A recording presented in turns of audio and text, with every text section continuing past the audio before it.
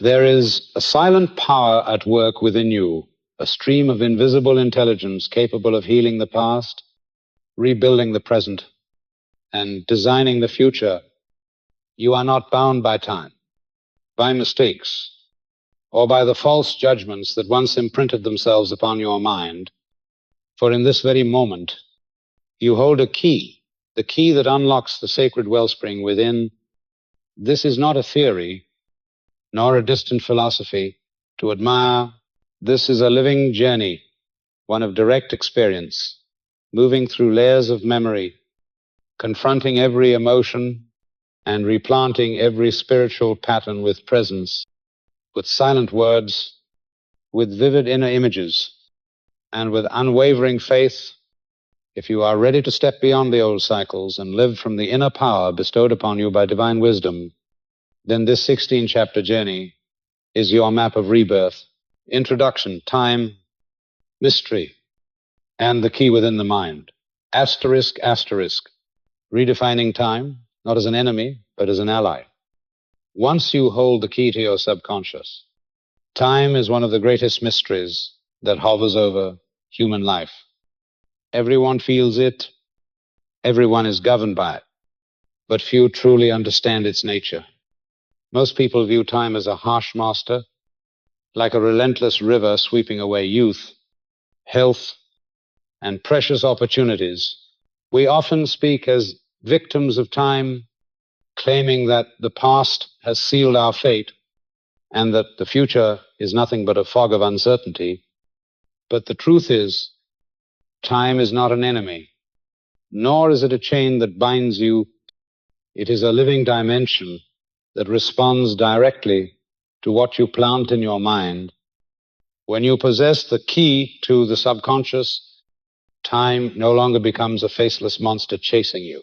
It becomes a loyal ally, always ready to serve your creation and evolution. Looking through history, we see individuals who, in just a few short years, accomplished what seemed to require a century. Others lived nearly a lifetime and left nothing behind but traces of regret. This proves that the issue does not lie in objective time, but in how we wield it. Time is like electricity. It can kill the careless, or it can light up an entire city in the hands of the wise. Therefore, the question is not how much time you have, but whether you have learned to use the inner key to make time your servant. That key is the subconscious, the storehouse of every image, every memory, and every belief you hold. To the subconscious, there is no concept of past or future, only the present, a painful memory from 10 years ago, if still held with anger, is as alive in the subconscious as if it happened yesterday. A vision of the future, if sown with faith and strong emotion, is accepted by the subconscious as a current reality and will seek to manifest it into your outer world. This is why Joseph Murphy continually emphasized that you are the master of time. You can redeem the past by redefining the image, and you can plant the future through imagination wrapped in faith and gratitude. If you believe the past is a sentence, you will live like a prisoner forever shackled. But if you see it as a seed, you will understand that you can unearth it, renew it, and plant it again in the fertile soil of the subconscious. If you view the future as a game of chance, anxiety will accompany every step. But if you view it as a garden, you will realize that by sowing the right thoughts, emotions, and affirmations, you can harvest exactly the fruit you desire. It is in this redefinition that true freedom is found. Time is no longer a corridor that corners you, but an open space where you can walk in any direction so long as you plant the right seeds. A man once came to me, his eyes heavy with the weariness of middle age.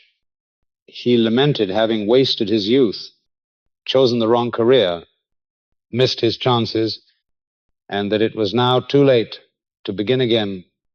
I looked at him and said, "There is no past powerful enough to imprison you unless you continue to breathe life into it within your subconscious. The past is only a scene from a film. You can replace it with a new script. And the future is not a punishment. It is a blank page waiting for your hand to write.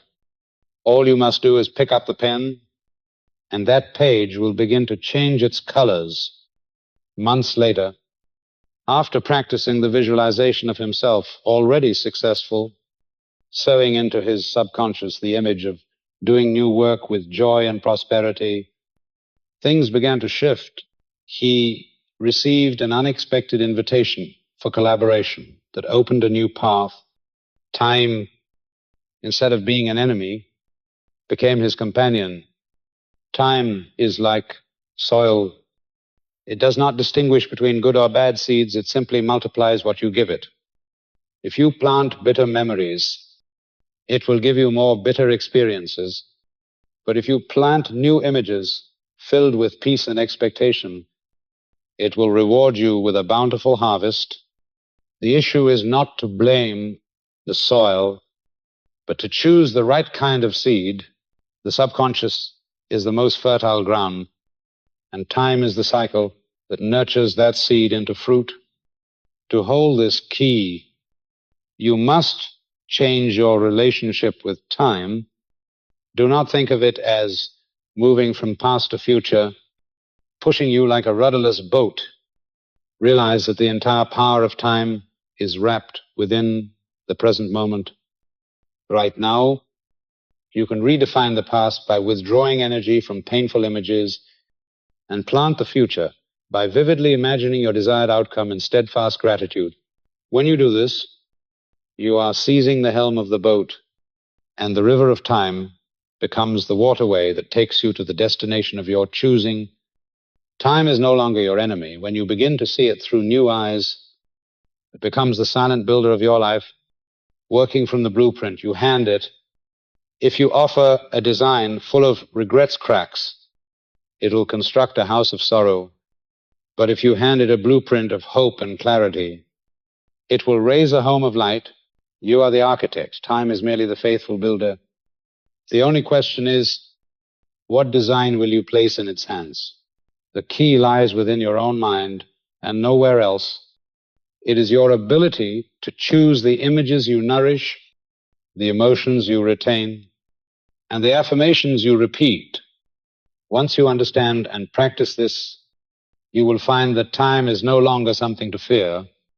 It becomes the river of life itself, and you can steer it to bring health, prosperity, love, and freedom. Begin today.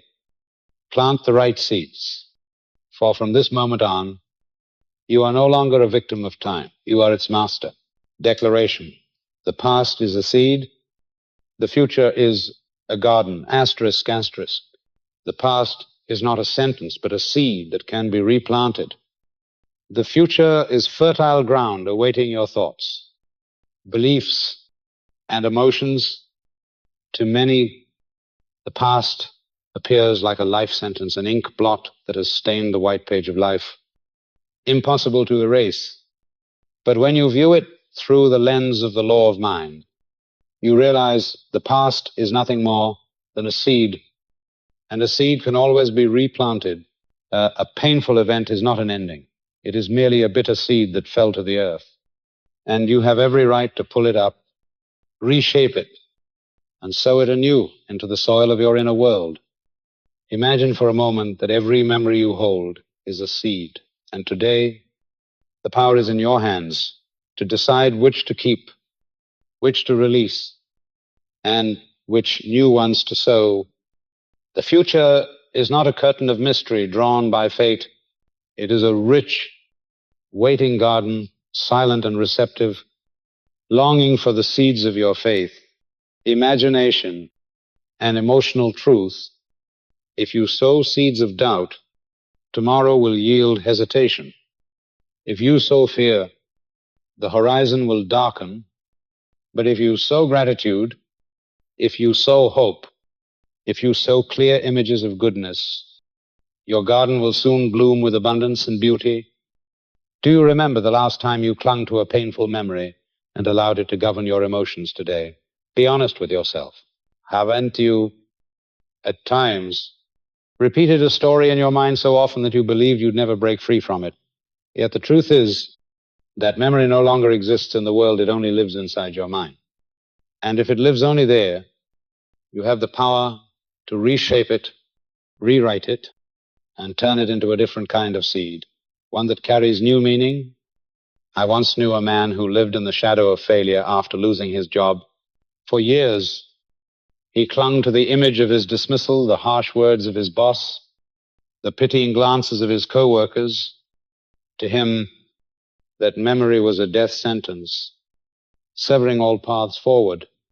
But when he was taught to see that memory as a seed, everything began to change. He started to replace the image with something new. He visualized himself leaving the company with calm, receiving the experience as a gift, smiling as he stepped into a new chapter. Day by day, that new image grew stronger, and before long, an unexpected opportunity for partnership arose. He told me it was the moment he changed the picture of the past that his future began to transform. You see, the seed does not decide its destiny, the sower does. And times you times are the sower. The subconscious is faithful soil. It does not distinguish between good and bad, right or wrong. It simply receives and nourishes whatever you plant. It may be the seed of bitterness, and it will sprout into the repetition of old sorrow, or it may be the seed of hope, and it will blossom into new opportunities. The choice is entirely yours. The future is a garden awaiting your care. You can abandon it, letting weeds of worry and doubt take root, or you can rise each day and sow into it images of health, prosperity, love, and freedom. Every word you speak, every thought you hold in your heart, these are the seeds you plant in that garden. And remember, you will never reap what you did not sow. So I ask you right now, what seeds are you holding in your hands? Are you planting seeds from a past soaked in resentment, or are you choosing seeds of faith and gratitude? Your future will grow from this very decision. And remember, no one can sow for you but you. When you truly understand that the past is no longer a punishment, your heart becomes light. When you believe the future is not a game of fate, you begin to walk in peace, because in each moment of the now, you hold both the seeds of yesterday and the soil of tomorrow. You are the keeper of the sacred garden that is your life. If today you choose to pull out the withered old seeds and plant new ones, radiant with light, tomorrow that garden will change. You will see flowers bloom where once there were only stones. You will see fruit ripen where once there was barren ground. And in that moment, you will understand time was never against you. It was only waiting for the right seed. Thank you for staying with me until now. Your presence here is no accident. It is a sign that you are ready to take the key and begin replanting the seeds of your life. And I truly believe, with all my heart, that your future garden will overflow with fragrant blossoms and sweet fruit, because you have chosen to sow in awareness, to sow in faith, and to sow in gratitude. Foundation, time and the law of mind. Asterisk, asterisk.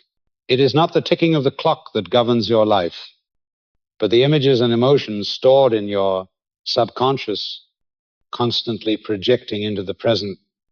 The concept of time, as most people understand it, is merely the measurement marked by the hands of a clock, cold numbers ticking across a dial. But this is not the kind of time that truly shapes your life. The clock measures the movement of the earth. It has no authority over your destiny, your success or your failure. What truly governs your life are the images and emotions deeply etched into your subconscious, the invisible pictures you continually nourish, which either illuminate or overshadow your present. The subconscious knows nothing of calendars. It cannot distinguish 10 years ago from 10 seconds ago. Everything is happening now. That is why whenever you recall a painful memory, the subconscious immediately reactivates the full spectrum of emotional response. Your palms sweat, your heart races, your muscles tense, as if the event were happening all over again. This is precisely why a moment that lasted only minutes can become a lifelong sentence. If you keep replaying it in your mind, the law of mind reveals that you do not live by what happened. You live by the images you hold about what happened. A failure, when remembered as a lesson, becomes the seed of wisdom, but if viewed through bitterness, it becomes a scar that hinders every step forward. This applies equally to the future. When you imagine catastrophe, the subconscious treats it as present reality. Your nervous system, emotions, and behaviors begin to prepare for disaster, unconsciously attracting the very thing you fear.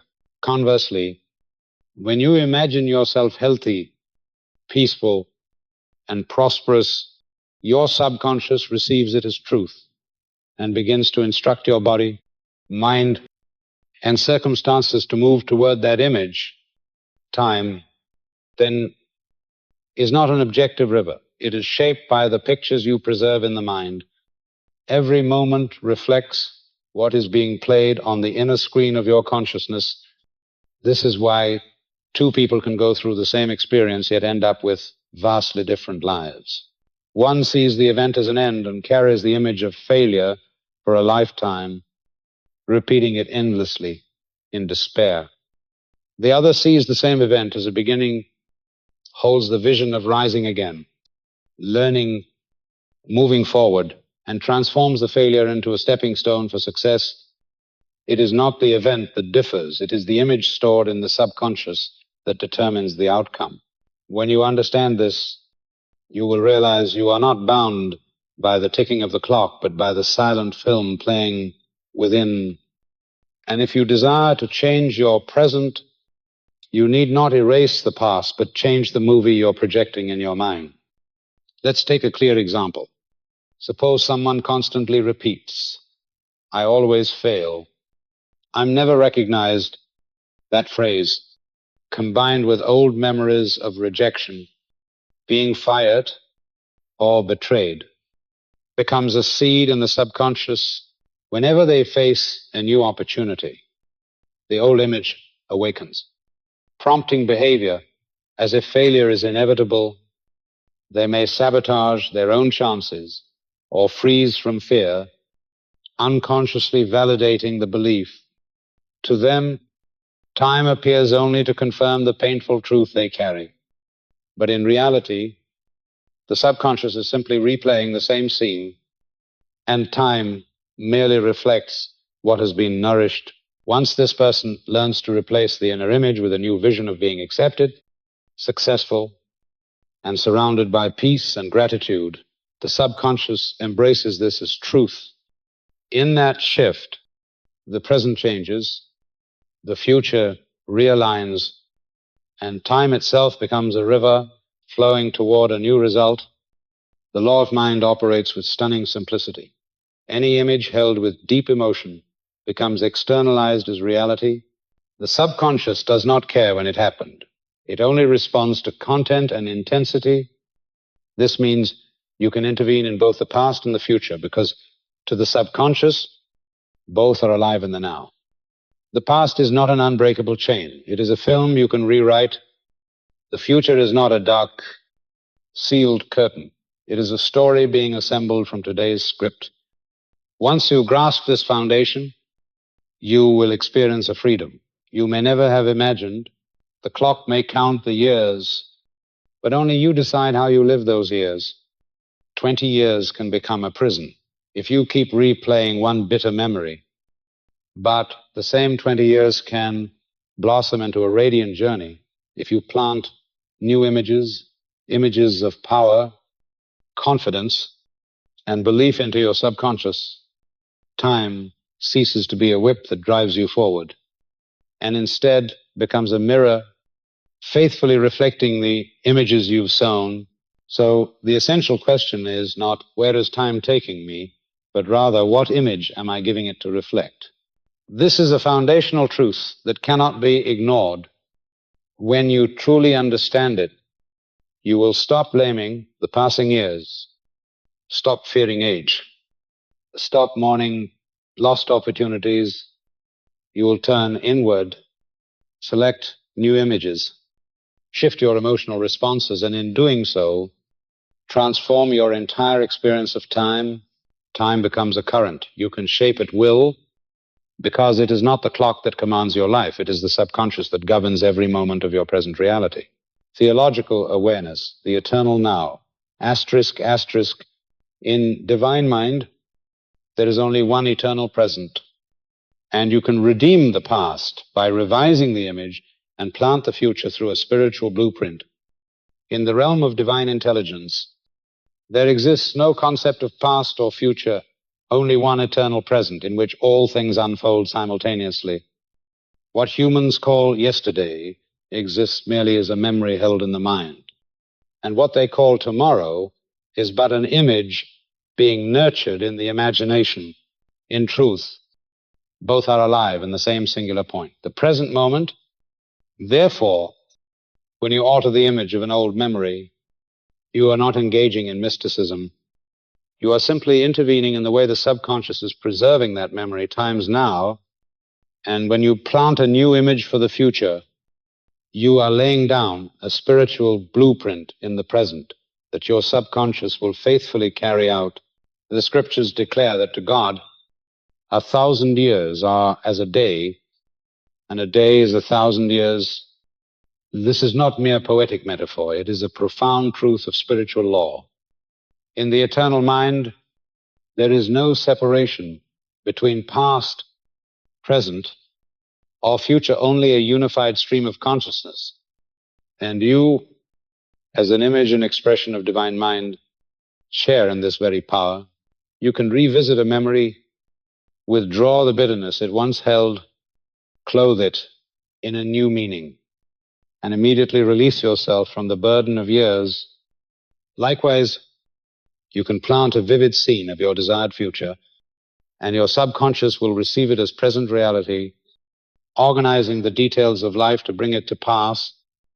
The wonder here is that you do not need to run from time or wish away the years that have passed. You only need to realize that time is times within times, and you are the one who defines it.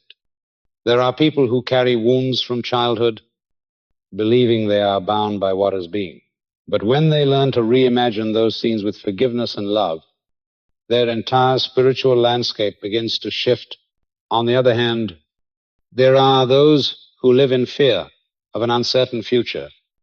But once they choose to sow images of peace and success into the subconscious, the path ahead lights up with clarity and grace. All of this happens now in this eternal present.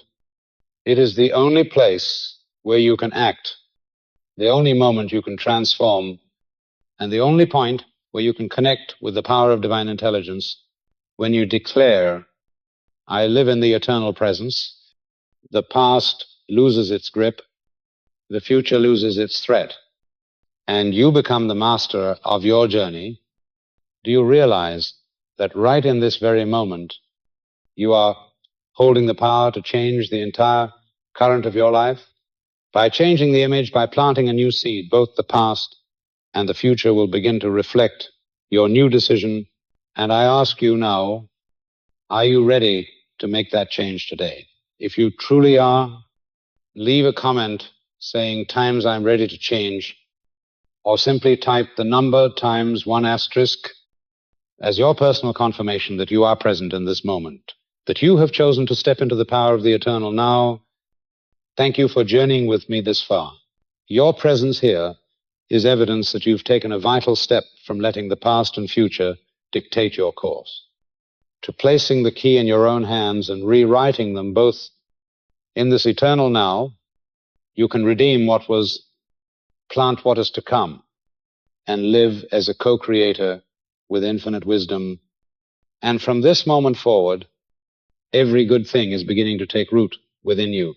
Chapter 1, the past lives in the image, its true naturisk, asterisk, asterisk. We do not suffer because of the events themselves, but because of the emotional impressions attached to them. Unredeemed inner images continue to govern our behavior, decisions, and health.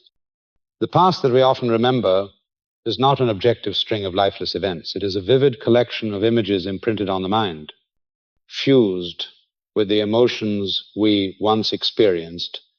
An event once gone no longer exists in the external world, but its imprint, if strong enough, carves itself deeply into the subconscious, and it is this time's emotional impression, times not the event, that determines how we live today.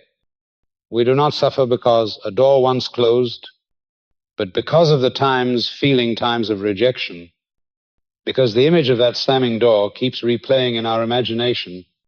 We do not fall ill because of a fleeting moment of pain, but because we allow bitterness and anxiety to loop endlessly in the theater of the mind. Imagine the mind as a cinema that never stops running. What you see on the screen is the present moment, but the projector at the back is feeding reels drawn from the archives of the subconscious. If the reel is a memory drenched in anger, it will cast a red hue over the current moment. If it is a memory filled with love, it will bathe today's decisions in warmth and light. What matters is this: the projector cannot distinguish between past and present. It simply plays back what has been stored with the strongest emotion. And that is why a 5-minute experience can become a lifelong sentence if you let the same film replay over and over again. Many believe they suffer because of circumstances, when in truth, they suffer because of emotional impressions left unresolved. A person betrayed in love may have moved on years ago, yet every new relationship evokes the same old scene, causing them to act with suspicion, guardedness, and fear, pushing others away before they even come close. A person who once failed in business may still carry the same image of defeat, walking with quiet insecurity, making hesitant choices that sabotage progress, and ultimately confirming the belief that they are destined to fail. In reality, it is not the time's event, time's leading the way. It is the time's emotional memory, time's attached to it. The body, too, becomes a faithful mirror of these internal films. When you recall a painful memory, your body releases the same hormones. Your pulse quickens, your muscles tighten, as if the event is happening all over again. The body doesn't know that the past is over. It responds only to the orders sent by the subconscious. This is why many chronic illnesses are not fueled by present physical conditions, but by internal images that keep being replayed. Fear, resentment, humiliation, when not redeemed, become the silent soil nurturing fatigue, weakness, and disease. I once knew a woman who consistently pulled back whenever presented with new opportunities. Upon deeper reflection, it became clear. She was haunted by a memory from age 10, when she was mocked in class. Though it happened only once, the subconscious etched it in shame. Each time she stood before others, that old scene surfaced, dragging with it the same emotion, causing her to tremble and retreat. She wasn't afraid of the present. She feared the film from the past that kept reappearing in her mind. And until that reel was replaced, the present would continue to be shaped by its shadow. This is why Scripture urges us to forget what lies behind and reach forward to what lies ahead. This is not sentimental advice. It is a profound psychological truth. When you withdraw energy from an old image, the past loses its power over you. But if you continue to attach emotion to that image, you will repeat it in different forms. The subconscious is fertile soil. It does not judge good from bad. It simply nurtures whatever you plant. If you plant an image of failure, it will work to bring about circumstances that confirm it. If you plant an image of peace, it will draw to you experiences that support it. In daily life, you can observe this truth for yourself. When you are joyful, everything around you seems to cooperate. When you are angry, conflict and disruption seem to follow. This is not coincidence. It is the reflection of the images housed within your subconscious. You are like a transmitter, and time, people, and circumstances are the mirror responding to your signal. If that signal is an unredeemed memory, the present will continue to echo the form of that past scene. The past, then, is not the real issue. The real issue is whether you are allowing time's unredeemed images, times, to live on in your subconscious. Once you understand this, you stop blaming the years gone by, you stop accusing fate, and you start turning inward. You begin to see that real power lies in your choice, what images you continue to hold, and which you choose to release. That very choice determines your health, your behavior, and your future. This new understanding opens the door to freedom. You do not need to erase your memories. You only need to change the times, emotion times tied to them. A memory that once caused pain, if reimagined through understanding and forgiveness, becomes a source of strength. A failure that once brought you low, if viewed as a lesson, becomes the foundation for triumph. And your body, instead of reacting with stress, begins to radiate peace. Once you grasp this truth, the past no longer controls you. You realize that you are the time's director, times of the films playing in your subconscious. And when you change the reel, you change your present. The past is no longer a sentence, it is a seed, and you get to choose which seed will sprout in the soil of your being. From this awareness, you step out of the role of victim and become the sower and the reaper in the invisible garden of your mind. Chapter 2, The Past Lives in the Image.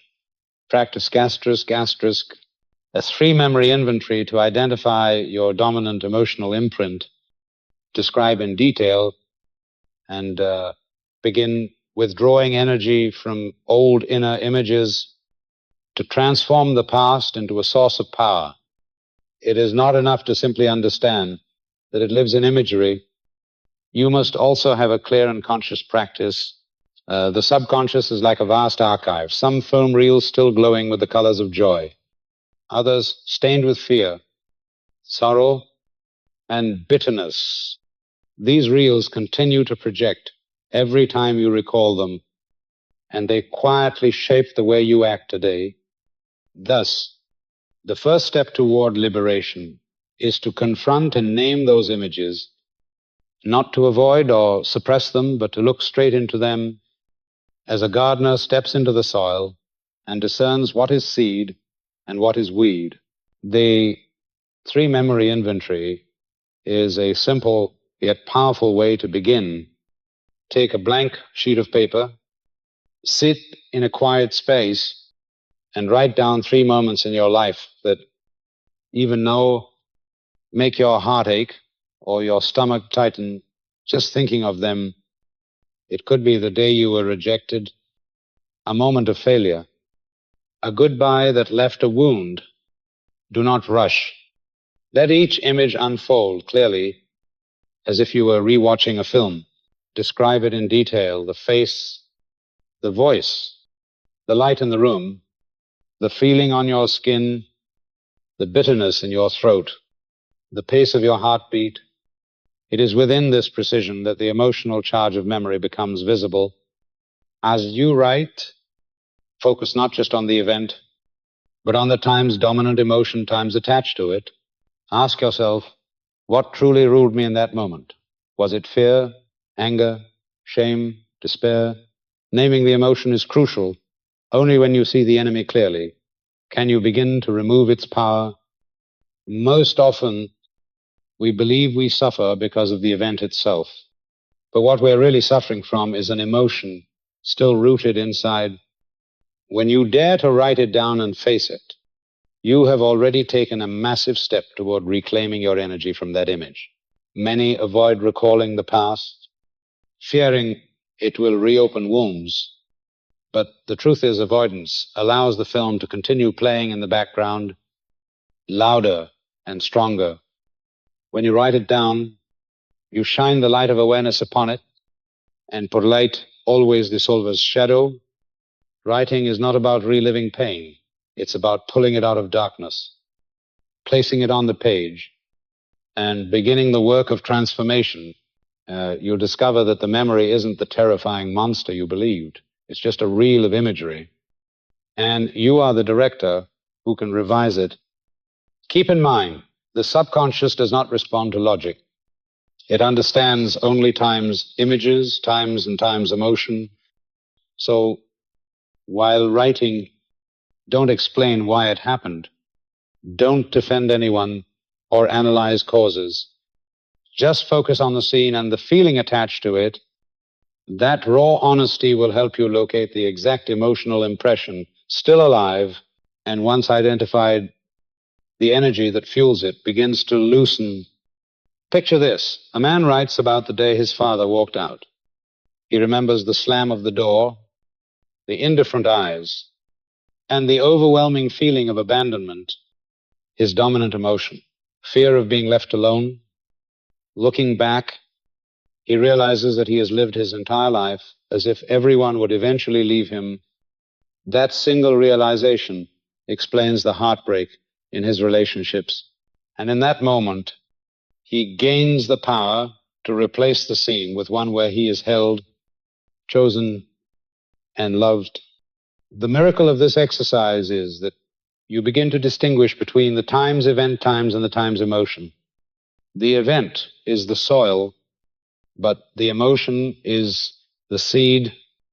If you keep watering a bitter seed, it grows into a bitter tree. But if you withdraw your energy, it withers and you can plant something new. This is why the act of writing down 3 memories is not just journaling. It is a sacred rite of reclaiming dominion over the garden of your inner life. During the process, listen to something deeply important. This is the power of the voice within not just a sound you hear, but a space you return to. Asterisk. The inner voice is not mere noise. It is the sacred chamber of awareness. It is the place where you encounter your true self, not the victim of memory, but the times observer, the times rewriter. When you return to that space, you realize you are greater than what happened. And from that place, you gain the right to look again and to look differently. This practice demands patience and honesty. You don't need to write down a dozen memories, just 3, but write them with clarity and readiness to face them.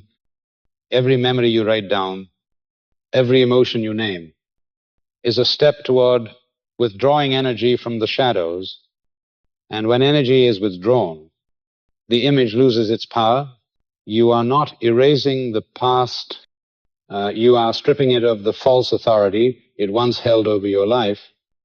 When you finish the exercise, gently read over what you've written and softly say to yourself, I'm no longer governed by these images. I choose to reclaim my energy. Asterisk, feel peace seep in like the moment you finally set down a heavy weight. You will notice that the past remains, but it feels different now.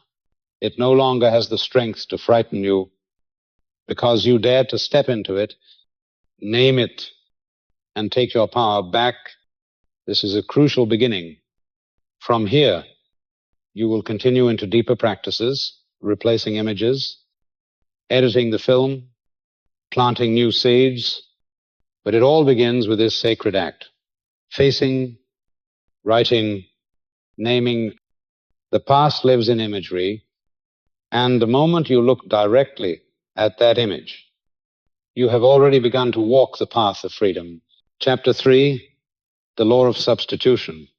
Principle asterisk, asterisk. The subconscious does not erase through negation, but only through substitution. It requires a redemptive image infused with an opposite emotion. to neutralize destructive memories. The subconscious never erases through denial. It does not respond to phrases like asterisk, I want to forget, asterisk or asterisk, I wish to erase this, asterisk or asterisk, I don't want to remember anymore, asterisk to the subconscious. Negation only amplifies attention, just like trying to forget a melody makes it echo louder in your mind. The law of the subconscious is simple. It receives only images and emotions, and when an image has been etched with pain, it remains until another image, charged with the opposite emotional energy, is placed in its stead. This is the law of substitution. The law of substitution declares that no memory, no matter how dark, can be removed by mere willpower to forget. To be liberated from it, you must replace it with a new image, a new scene, vibrating with peace, forgiveness, and understanding. Just like in chemistry, an acid is not eliminated by resistance, but neutralized by a base.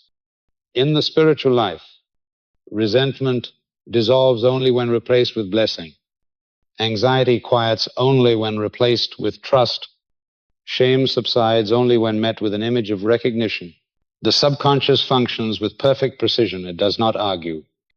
It only replicates and multiplies what you plant into it. A man who once failed in business may replay the scene of closing his company over and over.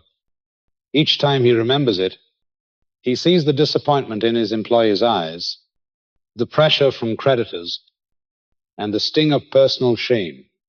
He may say asterisk, I want to forget asterisk 100 times. But the subconscious does not process that command. It only retains the image and the emotion. Each denial merely reinforces the imprint. But when he learns the principle of substitution, everything begins to change. He starts to visualize the same scene closing the business, but now in peace, as a wise decision to begin a new chapter. He imagines shaking hands with his staff, thanking them with genuine gratitude. He sees himself walking into a new path, filled with trust and joy. After several weeks of practice, the old memory loses its grip, and the new image becomes the dominant reality in his mind. As a result, he no longer fears new opportunities. He invests again, this time with confidence, and succeeds. The subconscious does not distinguish between what times happened and what is imagined. It only accepts the image that is repeated with emotional conviction. Therefore, when you recreate an old scene with new emotional tones, the subconscious receives it as times new reality, times, and your reactions, behaviors, and even physical health begin to shift accordingly. This is an unbreakable law. Just as surely as seeds in the soil will sprout, some may worry that such substitution is self-deception, but it is not. You are not falsifying the event, you are transforming how the mind times stores times the event. The event itself is not the issue. It is the emotional residue that remains. If the imprint is fear, it recreates fearful situations. If it is replaced with peace, it opens the door to a new reality. Substitution is not denial of truth. It is the time's redemption of truth, clothing old memories in a new garment of meaning and light. A woman, once tormented by the memory of being ridiculed in childhood, carried that image into adulthood, paralyzed by the thought of speaking in front of others. But when she applied the law of substitution, she began visualizing the same classroom, not with laughter and shame, but with applause and encouragement. She saw her teacher smiling, her classmates showing admiration. She repeated this image daily with real emotion. Gradually, the old memory faded, and a new one took root. As a result, she began speaking publicly with unprecedented confidence, and her entire career shifted. The law of substitution also explains why positive affirmations must be paired with vivid imagery and strong emotion. If you repeat asterisk, I am at peace, asterisk, but the mind still holds anxious pictures, the subconscious will reject the affirmation. It needs a corresponding image, a living scene you can times feel. When you say asterisk, I am at peace, asterisk, imagine yourself walking through a quiet garden, hearing the rustling of trees, feeling your breath slow and deepen. Let your body experience it. That is when the subconscious records the new image and old anxieties begin to fade. The key principle here, never leave a void. When you remove an old image, you must immediately place a new one in its place. Nature abhors a vacuum. If you do not sow good seed, weeds will grow.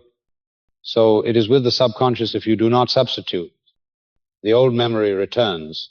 Substitution is not just a coping tool. It is in times active sowing, times that ensures the garden of your mind is filled with life-giving seeds. When you understand and apply the law of substitution, you'll realize you possess far more power than you ever imagined. The past no longer imprisons you because every memory can be redeemed through a new image. The future no longer intimidates you because each positive seed you plant becomes a reality the subconscious nurtures into being. Your life becomes a new current where past events no longer bind you, but become the foundation upon which you build a freer, more empowered self. This is the golden principle. The subconscious does not erase through negation. It only transforms when you give it a new image, saturated with the energy of peace, love, and faith. Chapter 4, the law of substitution, process asterisk, asterisk, reconstruct the old scene with feelings of peace.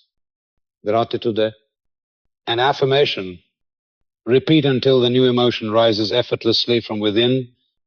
The law of substitution is not just a principle, it must be lived as a process. It is in this process that the true healing and transformation begin to unfold. The subconscious does not respond to denial, it only receives new imagery accompanied by deep emotion. So to replace an old memory, you must recreate times that scene in your imagination, this time bathed in the light of harmony, gratitude, and affirmation. Step 1, recreate the memory, sit in stillness, close your eyes, and allow the old scene to surface. Do not push it away for resistance, only makes it stronger. Let every detail rise like a reel in a theater. The faces, the voices, the lighting, the sensations in your body. Become the observer in the cinema of your mind. Watch without fear.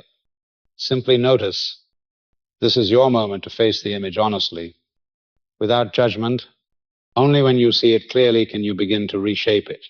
Step 2, rewrite with harmony. Once the scene becomes clear, begin to revise it intentionally. If it was a moment of conflict, imagine the same setting but now filled with calm dialogue, soft voices, and mutual understanding. If it was a moment of rejection, see it replaced with a smile of acceptance, encouragement, and honor. Make every detail come alive. The warmth of a handshake, the kindness in someone's eyes, the tone of reconciliation. The more vivid and emotionally rich the new scene, the more quickly the subconscious will accept it as real. Step 3, ad gratitude. Gratitude is the most powerful neutralizing force. As you visualize the new version of the memory, allow your heart to overflow with thankfulness. Thank the moment for its lesson. Thank the experience for teaching you to grow. Thank yourself for being willing to change. Gratitude turns your pain into a teacher, your scars into strength. The more gratitude you feel, the more negative energy is withdrawn from the old memory, and the subconscious begins to record a new emotional imprint. Step 4, use a brief affirmation. Once the new image is in place, seal it with a concise faith-filled affirmation. Whisper in your mind, asterisk, in my mind, this scene is now wrapped in peace. The hand of God has made it whole, and so it remains forever. Asterisk, short, clear affirmations act like sacred seals embedding the new image deep within the subconscious. They confirm that the memory has been redefined and now lives dressed in a new light. Step 5. Repeat. A memory nourished for years cannot be erased in a single moment. It takes repetition, consistency, and patience. Each time the old scene returns, do not resist it. Use it as another opportunity to replay the new image, feel the new emotion, and repeat the affirmation, or team, you will witness a miracle. The original memory will lose its weight. And when it arises, what you feel is no longer bitterness, but peace. That is when, the subconscious has accepted the substitution as truth. Let's consider a real example. A businessman once betrayed in a contract replayed the moment, endlessly losing trust in every future deal. Then he began using the substitution process. He visualized the same boardroom, the same faces, but this time they shook hands with compassion. They expressed mutual gratitude for the lesson. He added, asterisk, thanks to that experience, I've become wiser in choosing partners. He affirmed daily in my mind, all is well. I am guided by divine wisdom. Every contract I enter brings success for all involved. Asterisk, he repeated the process until the old fear vanished. Soon after, new business opportunities flowed, and each filled with prosperity and trust. The key is this: believe in the power of the process. The subconscious cannot resist what is fed to it consistently with feeling and faith. Every time you revisit the old scene and replace it, you're laying fresh, fertile soil for new seeds. And once those seeds are strong enough, they will grow and completely replace the old tree. The moment you recall the memory and feel peace automatically, you'll know you've been set free. The law of substitution then is your bridge from suffering to freedom. It gives you back authorship of the scenes that once ruled your life. It turns your subconscious from a prisoner of the past into a servant of your highest vision. And it proves this eternal truth: no past is strong enough to bind you if you are willing to rewrite it with light. With gratitude and with affirmation, from today forward, you can walk into any memory, not to be wounded by it, but to transform times it. You can remake it into a wellspring of power. The past is no longer a chain. It is the foundation from which you now build a whole new life. Chapter 5, Nightly Review. Asterisk, asterisk. The moment before sleep is a sacred opening to imprint deep change. By reviewing and revising a specific event with peace and gratitude, and falling asleep in a new emotional state, the subconscious begins construction overnight. There is a sacred window each night when the subconscious swings its gates wide open, ready to receive whatever you sow into it. That window is the moment just before you fall asleep. In this twilight space, your conscious mind grows quiet. Your mental defenses soften, and the stream of images flowing through your awareness is more easily impressed upon the deepest layers within. This is the golden hour times to practice the ancient and powerful method of nightly review, a practice not only for releasing the weight of the day, but for times reprogramming memory, sowing new patterns, and allowing the subconscious to times build while you rest. The process is simple, yet profound. Once you've turned off the lights and settled into bed, choose one event from the day that still lingers: a tense conversation, a minor mistake, or a moment that left you dissatisfied. Don't overload your mind with too much. Just one is enough. Close your eyes and allow the scene to replay as vividly as possible. See the faces, hear the voices, Feel the atmosphere. Let the entire moment return. Once the scene is clear, enter the most crucial step. Revise the script. Do not let it end as it did in reality. Change the outcome. If someone upset you, imagine them speaking with kindness, their eyes filled with empathy. If you're amistak, see yourself acting calmly, wisely, and being affirmed. If you were rejected, imagine the moment turning into acceptance, a firm handshake, a warm smile. Let your imagination times rewrite the scene, wrapping it in new meaning and new emotion. Then shift your focus to emotion.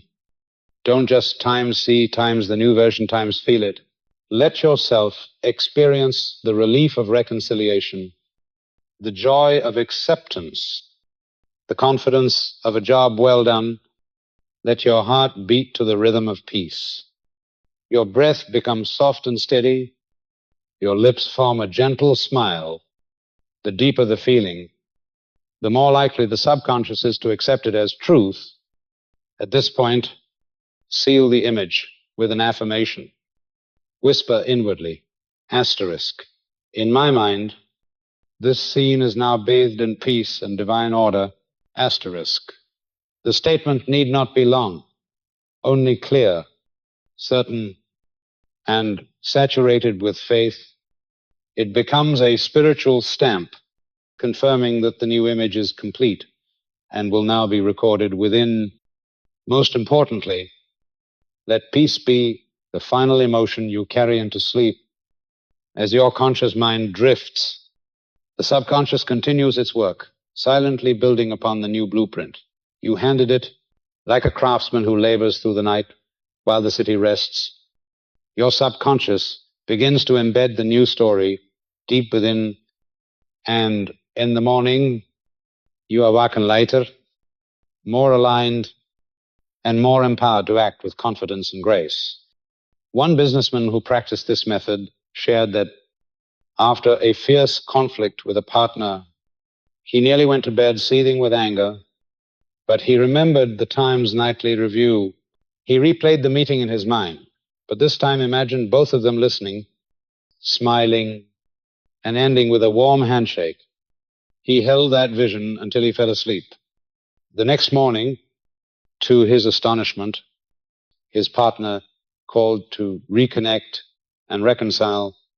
He realized then it was the inner revision that opened the door to a new external outcome. This does not mean you are altering the factual events of your day.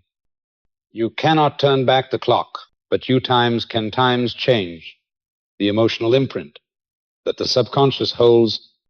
And because the subconscious creates your present reality based on what it stores, when you revise the image, you change your now, and you shape your future. This practice also brings a deeper gift. It cleanses your mind daily.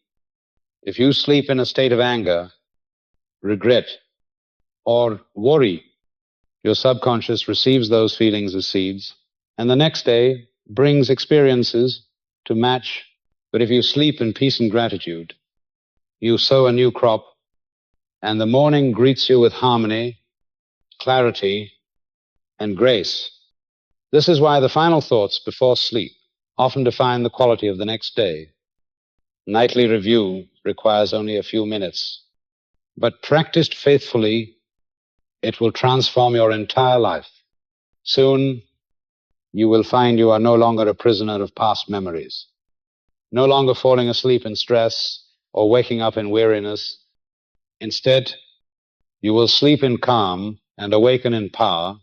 Your nights will no longer be passive rest. They will become the hidden workshop of your transformation.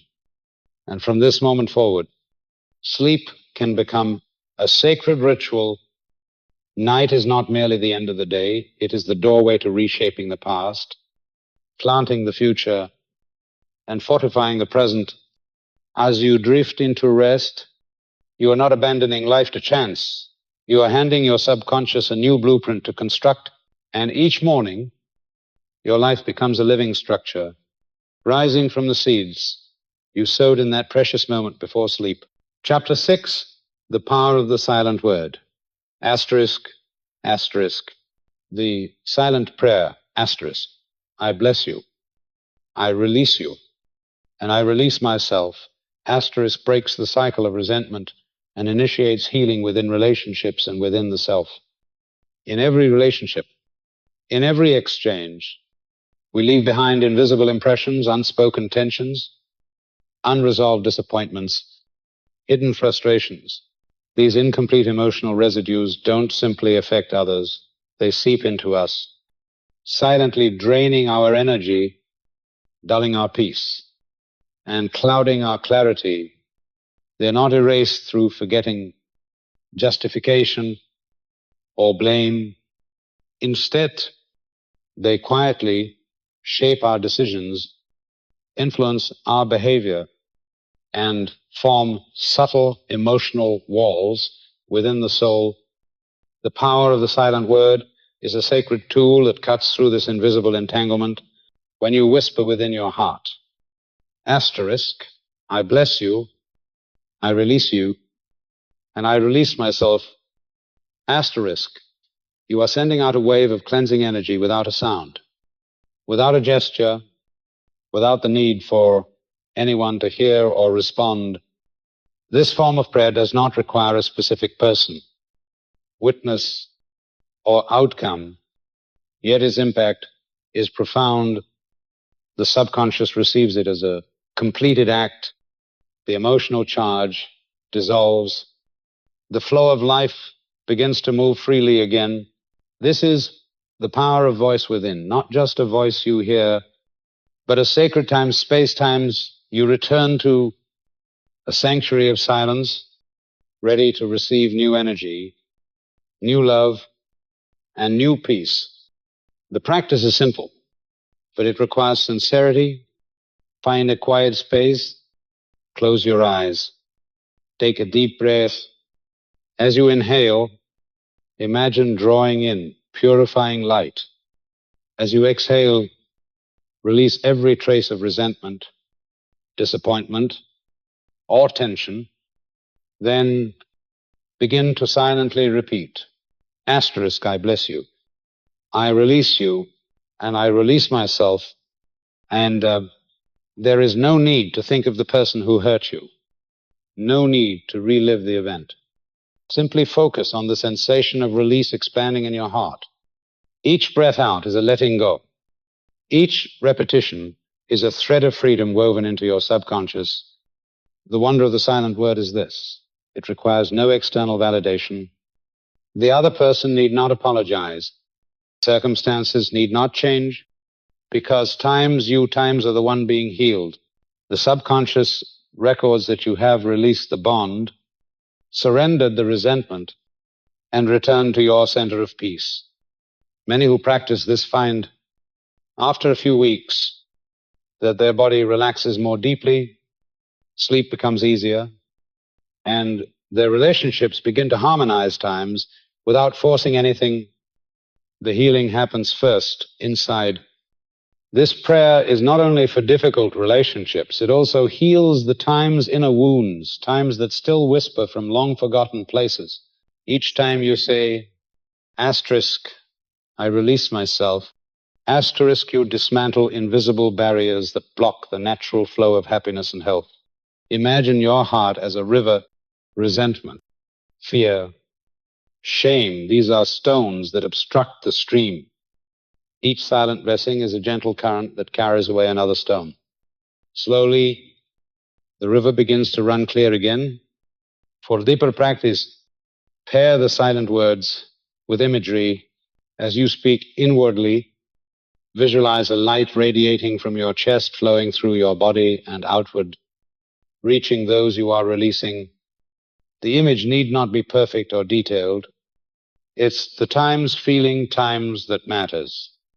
The subconscious responds to emotion far more than abstract words. Ancient wisdom says silence is the strongest prayer. Silent words are not tainted by the opinions of others, not filtered through rationalization, not confined by time or space. They exist in the deepest sanctuary of the soul, where all spiritual seeds are planted. And each time you return, you sow another seed. Over time, those seeds grow into peace, compassion, and inner strength, replacing old roots with new life. One woman carried deep wounds from both family and career. For years, bitterness and disappointment dominated her inner world. When she began practicing the silent word nightly, she did not try to change anyone, only herself. And within weeks, she felt lighter, her sleep improved, her interactions softened. She realized that true power doesn't come from changing others, but from reclaiming the silent authority within, where freedom begins and radiates outward. This silent blessing is also a powerful tool for moments of decision. When standing before a fork in the road, whisper, asterisk, I release myself, I bless everyone involved, and I welcome divine order. And this simple phrase clears emotional noise and opens a quiet space in the mind, one where the highest path becomes visible. When this practice is combined with nightly review, it creates a complete inner architecture. Night becomes the workshop, the silent word becomes the compass, and you become the architect of your own spiritual life. Each morning, you rise with less weight and more clarity, ready to meet the world with wisdom and grace. This is the power of voice within, not just a sound, but a space, a refuge within yourself, where you go to bless, to release, and to heal. And each time you return, you plant seeds of liberation and harmony. Those seeds will grow, and soon your life will reflect the silent power you've always possessed from deep within. Chapter 7, Forgive to Prosper. Resentment is the dam that blocks prosperity. Forgiveness unlocks creative energy and opens channels of opportunity. As proven by real-life business cases, resentment is an energy that seeps into every decision, every action, and every opportunity you encounter in life. When your heart is heavy with hatred, when your mind is filled with negative images, you unknowingly build invisible dams that block the flow of prosperity. You may work hard and devise intricate plans, but your creative energy is stopped before it can ever become tangible results. Forgiveness is not merely a moral act or an abstract ideal, but a practical tool, a miraculous method to open the floodgates of abundance and release energy trapped in unfinished memories or unresolved relationships. Many people carry resentment in their hearts toward friends, co-workers, or business partners. They believe that holding on to the memory of injustice will protect them from future harm. In reality, clinging to bitterness only imprisons you, cutting off the natural flow of mental and creative resources. Forgiveness does not mean condoning another's mistake or dismissing injustice. Forgiveness is the conscious act of transforming energy from hatred to freedom, from pain to creativity, from blockage to opportunity. In business, those who practice forgiveness find themselves making clearer decisions and recognizing opportunities that were once hidden by emotional fog. One entrepreneur, betrayed by a business partner, carried bitterness for years. Every time he signed a contract or negotiated with clients, he brought that resentment with him. And as a result, deals fell through, relationships broke down, and opportunities slipped away. But when he began to practice forgiveness even in silent, inner solitude, his decisions became sharper, his creativity more abundant, and previously impossible partnerships began to manifest effortlessly. Forgiveness does not change the past, but it transforms the flow of energy in the present, and from there builds a prosperous future. The process of forgiveness is straightforward. First, acknowledge what is present: the pain, the injustice, the anger. Do not run from it. Do not rationalize it. Emotions are guides. They show you where the blockages in your soul still reside.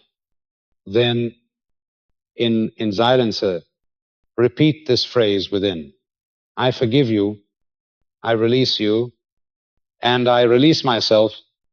No one needs to hear it. No audience is required, but it speaks directly to the subconscious with every repetition. The energy of hatred diminishes, and the energies of peace and freedom increase.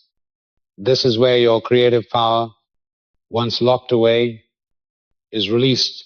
This is where prosperity begins to flow again. Forgiveness is also a means of cleansing yourself from the invisible limitations you've unknowingly constructed.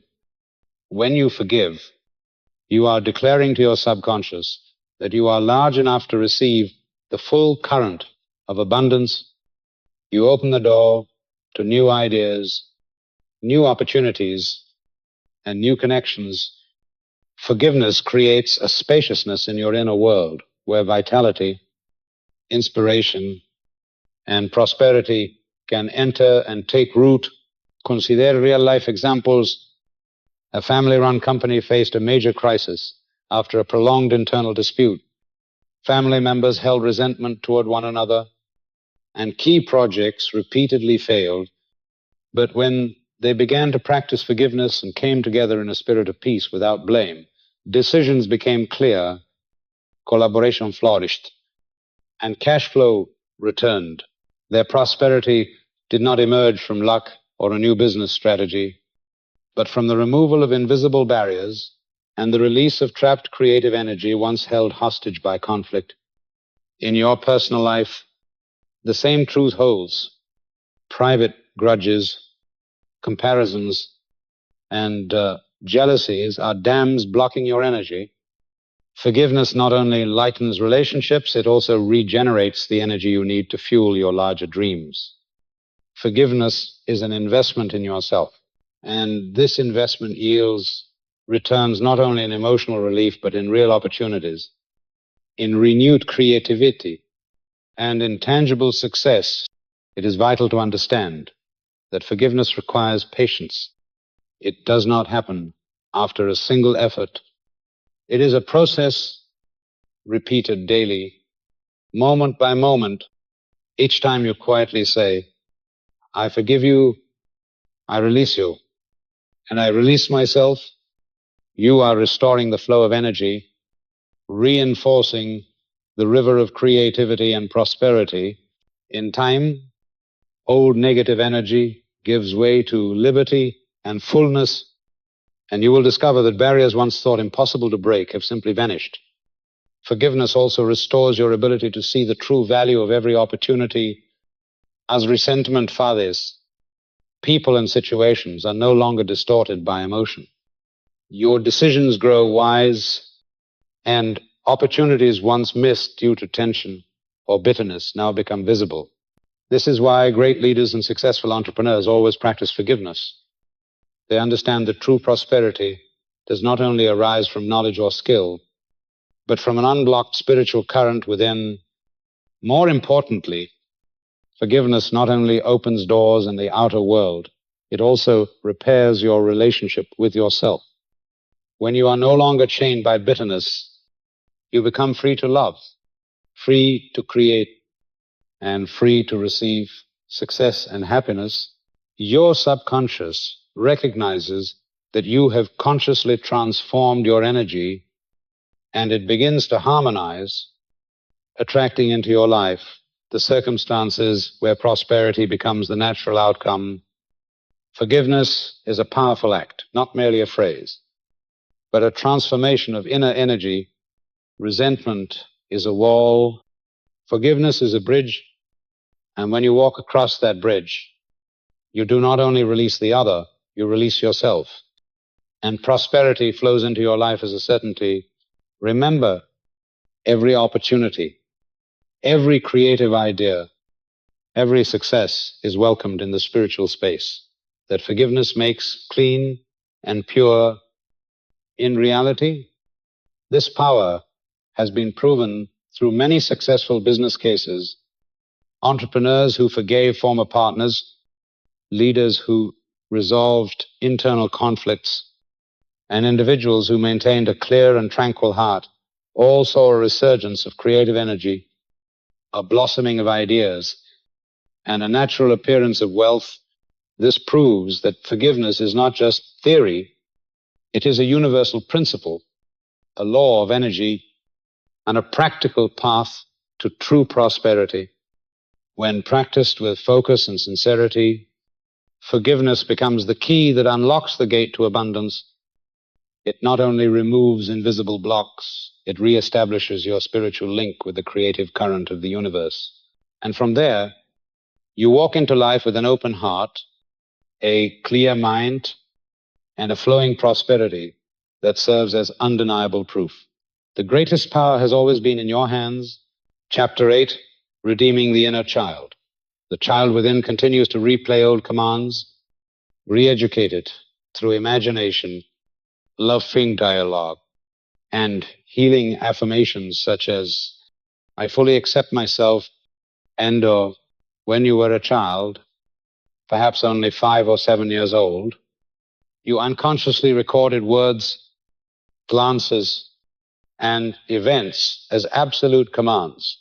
A fleeting criticism, a frown when you expressed yourself, a moment of comparison or being ignored.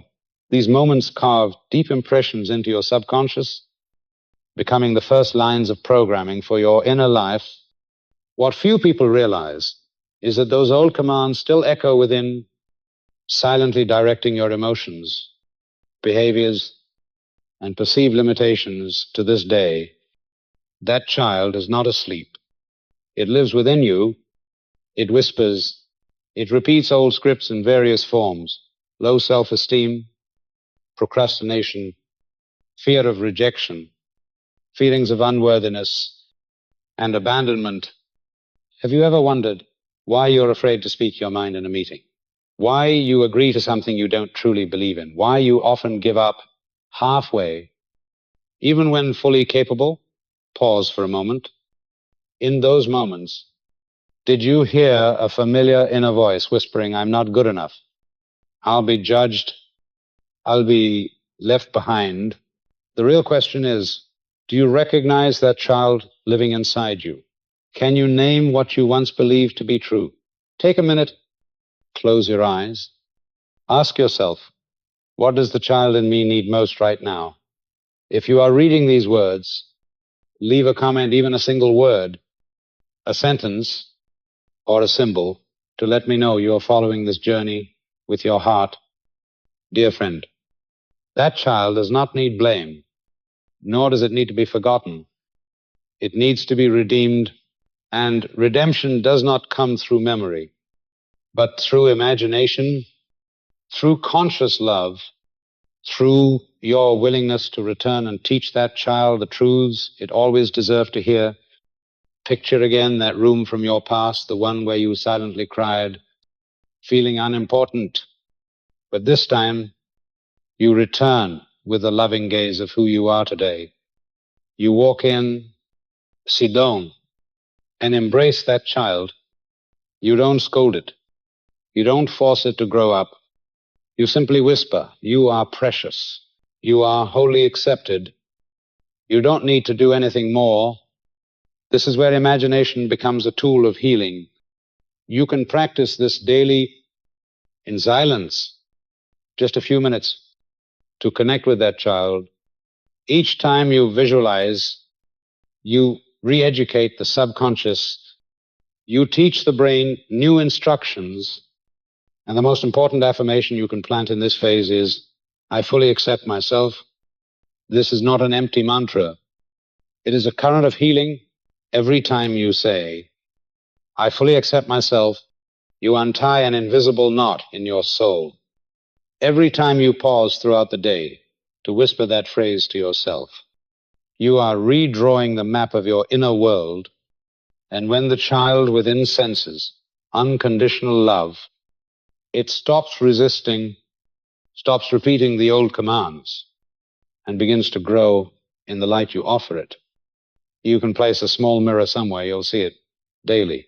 Each morning, look into your own eyes and say with full presence, I fully accept myself. I no longer live under anyone else's command. I am me, loved and free. Gradually, something remarkable will begin to happen. Baseless fears will dissolve, insecurity will fade, and you will start to feel natural when receiving love, welcoming opportunities, and expressing your true self. This is not something that happens overnight, but if you remain consistent, you'll witness that inner child grow, integrate, and become the strongest part of who you are.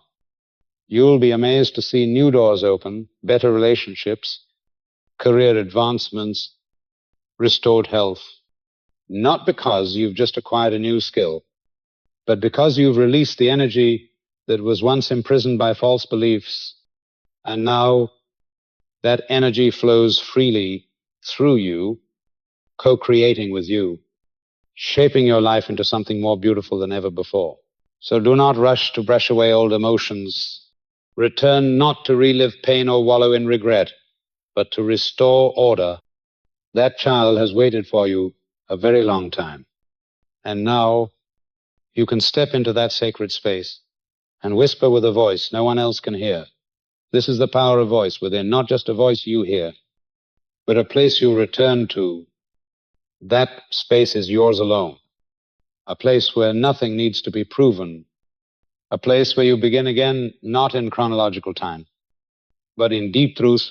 And once that inner child feels loved, acknowledged, and accepted, you will see a radiant version of yourself, free, creative, innocent, and whole step forward and walk with you for the rest of your life. Chapter 9, the spiritual blueprint of your future. The future is a film being conceived in the subconscious, create a destination shin rich in sensory detail, anchored in gratitude with the affirmation, thank you, Father, for this is already true. Quote, the future does not come from ahead. It emerges from within. It is not something you wait for, but something you are unconsciously creating every hour, every minute, in the deep chambers of the subconscious mind. It is not random.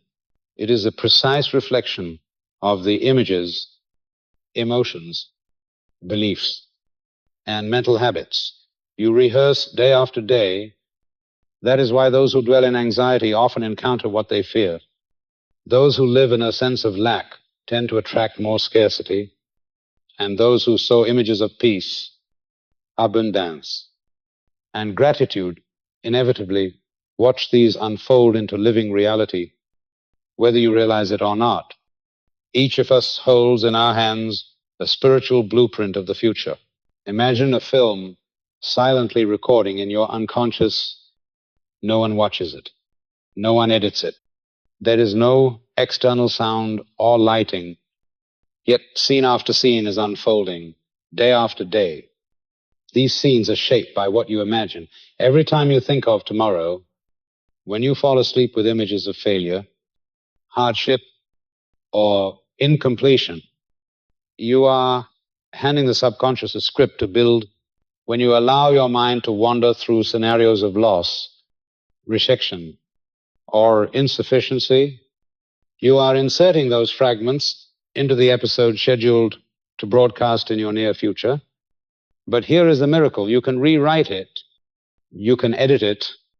You can choose the destination scene and plant it in the subconscious like a seed that will surely sprout.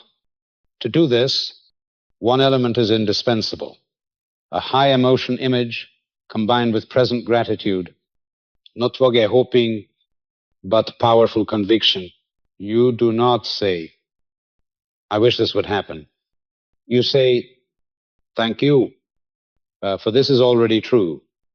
When you give thanks beforehand, you signal to the subconscious that the event already exists. You are not standing outside your future script. You are living within it, performing it with authentic emotion. And this is the only language the subconscious understands. So how do you write an effective spiritual file for your future? First, you must choose a clear destination scene. Not something general like, I want to be happy, but something vivid, specific, detailed. Where are you? In what space? With whom? What are you doing? How do you feel? The scene must involve all five senses. What do you hear? See, touch, smell, and what emotion is overflowing in your heart. Only when the scene feels as real as a beautiful memory will it overpower the negative images of the past. Second, conclude the visualization with a simple affirmation. Thank you, Father, for this is already true. This is not just a thank you, it is a declaration. It is a spiritual seal pressed upon the image and delivered into the depth of the subconscious as a creative command. In the moment you give thanks, you are no longer a beggar, you are a co-creator, one who has already received, one who is already living in that reality. You may practice this in the early morning or before sleep times, when the brain is most receptive to new imagery. Close your eyes, breathe gently and steadily, and enter the destination scene, as if opening the door to a familiar room. Feel the space, walk through it, speak as though everything is present. Do not try to control the scene or make it perfect. Let emotion lead. When your heart feels lighter and a smile rises effortlessly, you will know the subconscious has received the new signal. This is not wishful thinking. It is the reordering of your inner world, like an architect who drafts the blueprint before construction begins. You are laying the foundation with mental imagery, and as the laws of the universe have always operated, image precedes reality. No one harvests what they did not plant, and no one lives a life they never imagined. One crucial reminder, do not let time shake your belief. Some seeds sprout quickly, others require a full season. But if you plant daily with faith and gratitude, the soil of the subconscious will not deny you. Just as the sun does not withhold from the green sprout, the subconscious does not withhold from the image sown in unwavering belief. Start today. Perfection is not required. One small destination scene, one heartfelt thank you, 1 minute of visualization each evening. That is the first step of reconstruction. And each time you revisit that scene, you deepen your spiritual file. You engrave a new mental groove, and you lead your subconscious into full creative alignment. Then one day, when you no longer remember when it all began, your outer life will begin to look exactly like what you once saw within, and you will know the miracle came from nowhere else. It was simply the natural outcome of a mind that learned to plant the right image with the right emotion and the right affirmation. Chapter 10, a letter to tomorrow. Write in the present tense to a specific day in the future. Describe it in detail as if already lived. Store it and reread it monthly to water the blueprint. There is a sacred tradition that few still preserve in this rushed digital age, the writing of a letter, not to another person, but to oneself, and not for now, but for a specific day in the future. This is not the game of imagination, but a sacred ritual that imprints the creative blueprint deep into the soil of the subconscious. In every written line, you are folding the mind into a new pattern where a memory of the future begins to form and an emotional current starts flowing backward into the present. This letter must be written in the present tense, not, I hope this will happen, but this is already happening. Not, I dream of having health, but today I woke up in a body that is light, flexible, and full of vitality. Not, I hope for peace, but this morning, when I opened the window, The wind passed through my heart with an extraordinary stillness. These words are not meant to convince anyone, but to register a truth that is already taking shape within. You may choose a specific day, your birthday, an anniversary, the first day of the year, or simply a day you hold sacred. Sit down, take a deep breath, let the heart lead. Do not write as if you are fantasizing. Write as someone who has fully lived that day and is now recalling it with complete gratitude, thankful for the gift you received, thankful for the encounter that took place, thankful for the emotion that was healed, thankful that you kept your promise to yourself. Each sentence is a seed. Each paragraph is a blueprint. Each letter is a sacred contract with the subconscious, with the universe, with your higher self. When you write, you are not merely creating imagery, you are sending down into the invisible ground a command, accompanied by emotion. The subconscious does not comprehend logic, but it understands imagery and vibration. And when you vibrate with gratitude as if the event is already real, the subconscious does not distinguish between imagined and actual. It only obeys after you finish. Store the letter in a quiet, sacred place. It could be tucked inside a cherished book, sealed in an envelope under your pillow, in a drawer, or anywhere you consider a sanctuary of the soul. Once a month, open it and read it silently. No rush. Just read it as if returning to a familiar, loving space. Each time you reread it, you are watering that seed with a little more light, a little more water, a little more emotional warmth. Gradually, the blueprint becomes clearer, stronger. It begins to replace the old, tangled images within the subconscious. It becomes the main channel, and all else fades into background noise. At some point, you won't even need to remind yourself to believe, because the subconscious has already believed on your behalf. There are those who have practiced this for years, and when they open their old letters, they are astonished to find that every word has come to pass, not always in the exact way imagined, but in a way even more beautiful. For the sacred never repeats itself mechanically. It always expands, surprises, and exceeds expectation.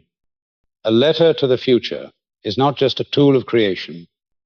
It is an act of faith. It is a declaration. I have the right to shape my life from within. It is evidence. I do not merely react to reality. I create it through word, image, and emotion. And when you write that letter with all your love, with all your sincerity, you activate a voice within you that you may have long forgotten. A voice that does not judge, does not doubt, does not hesitate. A voice both gentle and unwavering. A voice that not only reminds you who you are, but calls you home to where you have always belonged. This is the power of voice within, not just a voice you hear, but a space you return to.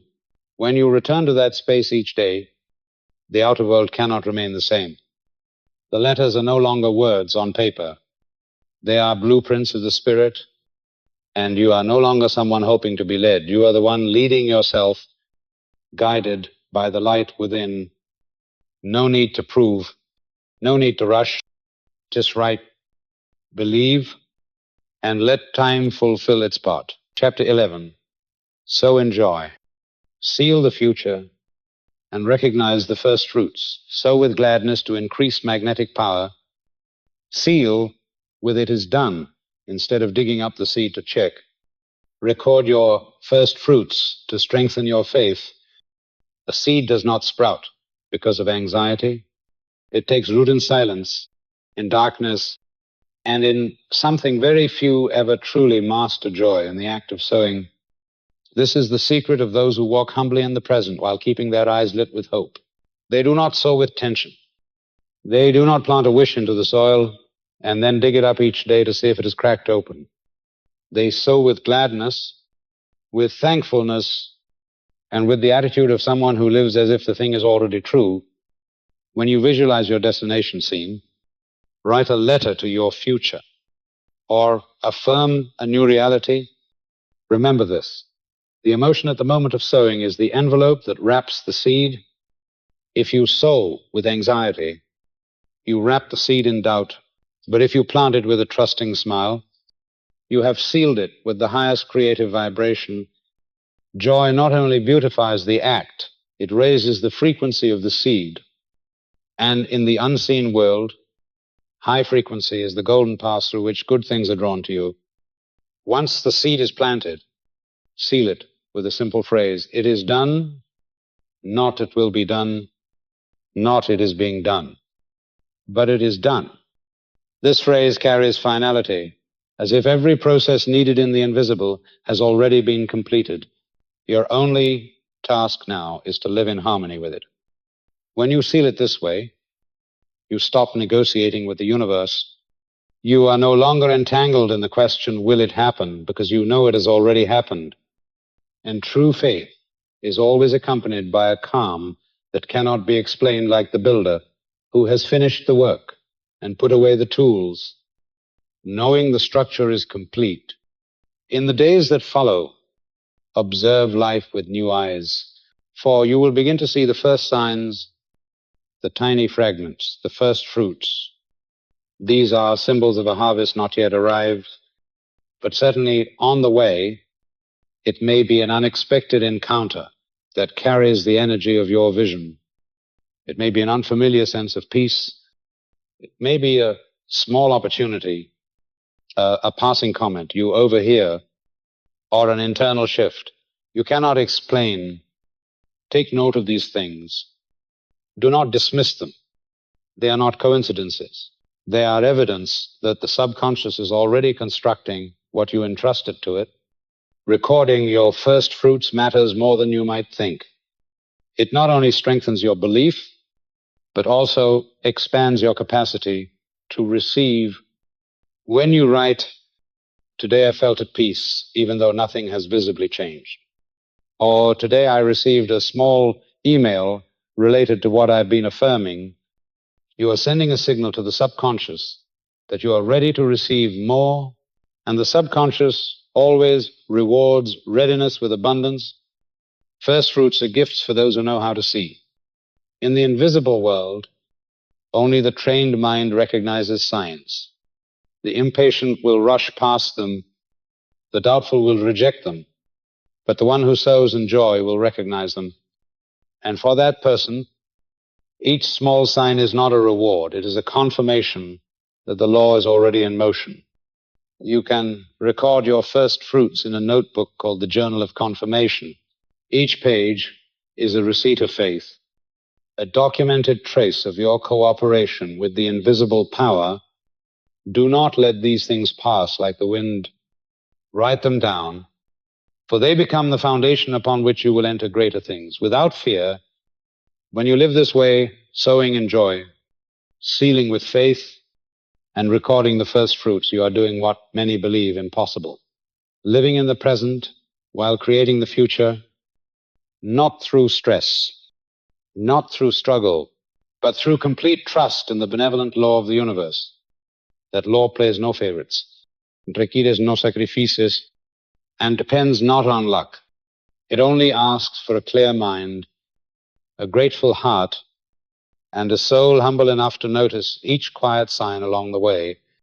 In the end, you will look back and realize that everything that came to you was once just a mental image, a word of thanks, a letter to your future, a silent moment planted in the unseen. You did not chase miracles.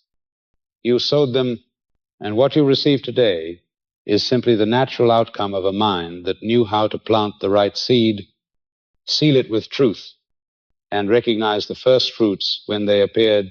Chapter 12, Living in the Eternal Now. Anchor yourself in the meditation of presence. God is here. God is now. And affirm the integrated truth. In God, the past is redeemed, the present is complete, and the future is secure. And When the noise of the past recedes and the call of the future quiets, only then can you truly hear what matters most. The present is alive. This is not a fleeting point wedged between two timelines. It is the only door through which the divine reveals itself. The past may be a burden, the future may be an illusion, but the present is always the truth, and that truth never abandons you. No matter how many times you have wandered, the present remains like open arms that never close in a world of distraction and hurry. The ability to anchor oneself in the now is a sacred art. It does not come through forcing the mind, but through a simple phrase, radiant in its power. God is here. God is now. This phrase does not need to be chanted endlessly. You only need to release your thoughts and whisper it in silence, and it will awaken a vibration beyond words. God is here. It means you need not go elsewhere to seek the light. You do not need to repair the past. You do not need to control the future. This moment, this breath, is holy ground where the Creator's power is fully present. God is now. It means you are no longer drifting in fragments of memory or pulled by storylines that haven't happened yet. You stand rooted like a cross planted in the stream of time, still and shining. In this state, you will understand what sages throughout history have proclaimed. The past does not need erasing, it is redeemed. Every wound, every mistake, every painful memory is no longer a sentence, but sacred material for a radiant present. You will see that the present is no longer a burden to carry, but a soft and perfect completeness. In each breath, each ray of light, each touch of an object, you will sense something divine blooming. You need not wait for a miracle. You are already within the miracle, and the future is no longer something to fear or chase.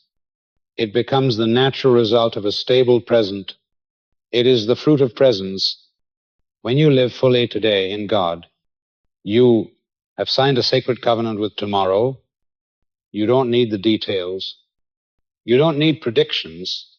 You only need to know this.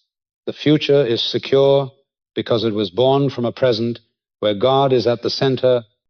That is why this integrated affirmation carries original power. In God, the past is redeemed, the present is complete, and the future is secure. You do not say it to persuade others. You say it to restore divine order within. Each time you affirm it, you are dissolving inner chaos and returning everything to a single center where time is no longer a linear stream, but a sacred circle enclosed in peace. You may whisper this phrase while sitting quietly in the night. You may repeat it while washing dishes, walking, or preparing for sleep. No ritual is needed. No uniform require, only sincerity, and that sincerity will bring you home, home to where you have never truly left, home to where you have always belonged, home to where life is not a sequence of events, but a continuous flowering of divine presence. When you live this way, you are no longer pulled backward by fragments of the past, nor rushed forward by images of the future. You become like the keeper of the temple gate, grounded, peaceful, luminous, and that temple is not far away. It is your own mind, cleansed, renewed, and soaked in presence. When you live in the eternal, now you no longer struggle to create your life. Presence itself becomes the seed of all creation. In stillness, all that is needed will come. In trust, every good thing will find its way. When you affirm that you are living in God, you need no longer plead for blessings. You have already been given everything.